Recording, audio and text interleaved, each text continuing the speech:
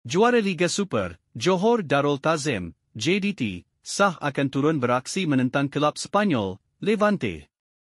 Perlawanan persahabatan antarabangsa ini diumumkan oleh pihak pengurusan JDT di media sosial dengan Levante yang baru sahaja muncul juara Division 2 Sepanyol bakal menjadi lawan mereka. JDT akan bertemu Levante UD dari La Liga dalam kem pramusim di Sepanyol, umum juara Liga Super 11 kali itu. Malah, beberapa perlawanan lagi sudah diatur oleh JDT dan akan diumumkan dari semasa ke semasa di sepanjang kem pramusim skuad Harimau Selatan ini dari 3 hingga 22 Julai nanti. Levante merupakan pasukan juara Liga Division 2 Sepanyol musim lalu yang menyaksikan skuad kendalian Julian Chalero akan kembali beraksi di pentas La Liga pada musim hadapan.